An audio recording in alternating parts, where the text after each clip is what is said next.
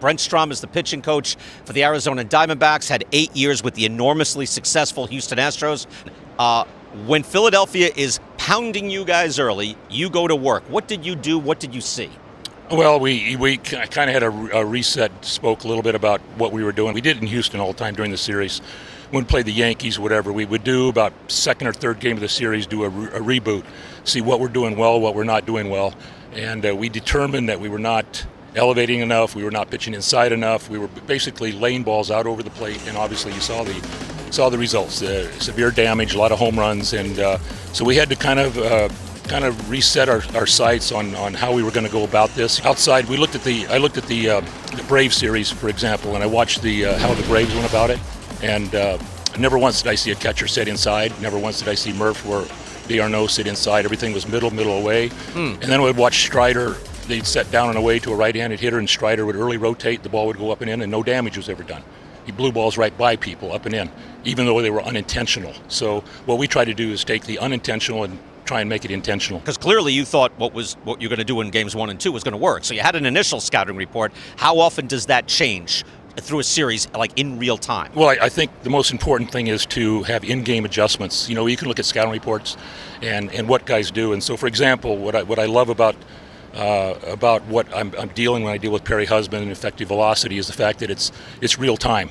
I remember a story I had with Greinke, for example, and I kept banging on Greinke to throw more elevated fastballs to righties. He was struggling with righties, lefties he could control. He had that change up, down, and in to righties, and I said, Greinke, I'll bet you that your success would be better if you elevated.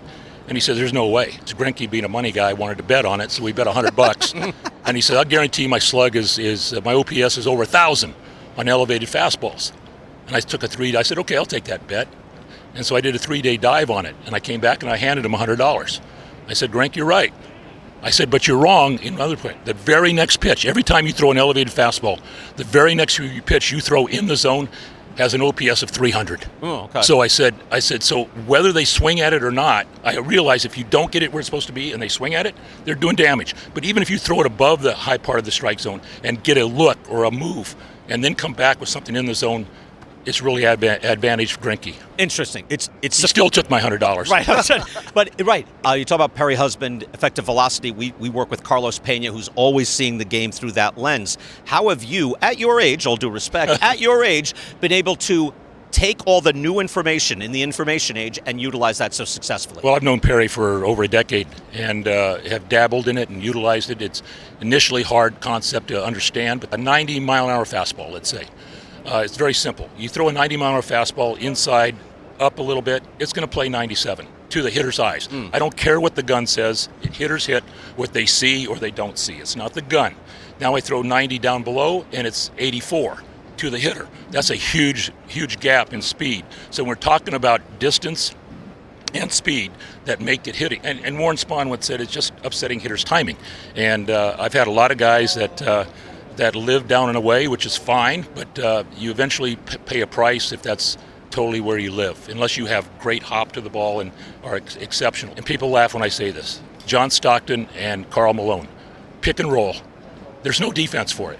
You know, what Malone would do when he feels pressure on one side would rotate one way, the other guy would rotate the other way, so there's really no set defense. The offense could dictate, whatever you do to me, I'm going to try and do the opposite, and that's the way I see effective velocity. So what kind of effective velocity is Zach Gallen going to have tonight? I've watched him all year. I don't think he gets enough credit for his heater. 95, 96 with late hop, and he kind of plays and sets it up the right way. And I trust my stuff, and I'm going to pitch to my strengths, or am I pitching to their weaknesses?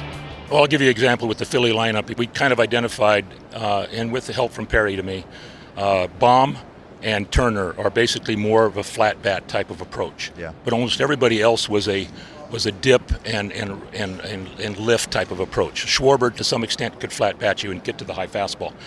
But if you look at our approach to Castellanos or approach somewhat to Real Muto and a couple of those other guys, the elevated fastball in would play. And then what it does, they start to feel the pressure of the speed and they start to hurry, then all of a sudden the off-speed.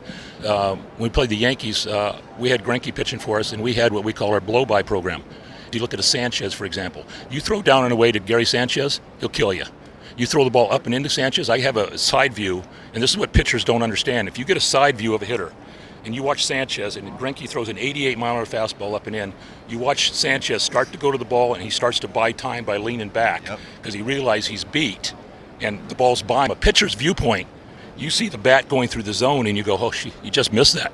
Oh, boy, I can't do that again. But if you look at it from the side, you see the ball is back here when his bat is into the hitting zone. The same pitch down and away, safe way. Go to a lot of sources to see if there's something, a nugget I might be able to gain. I hesitate to think about all the guys in my early part of my coaching that I maybe didn't give the best information to. When did that start?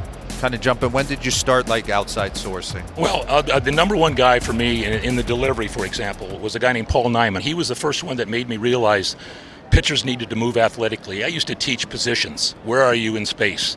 And it became more important with what was happening between each point and the aggressiveness. And so momentum became a huge thing.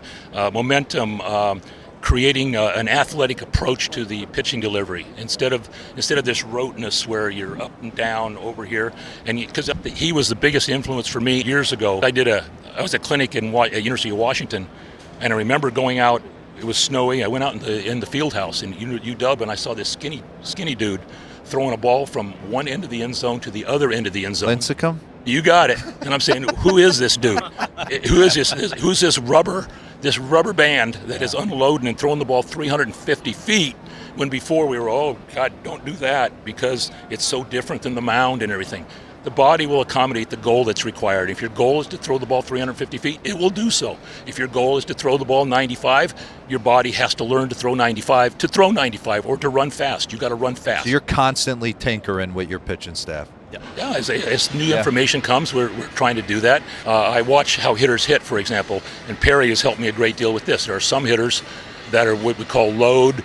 They kind of hover and then go down, and then there's others that are ready to go right away. So you have to kind of look at each hitter and say, okay, what can we do that will maximize our ability to be successful? Well, we could do an hour with you.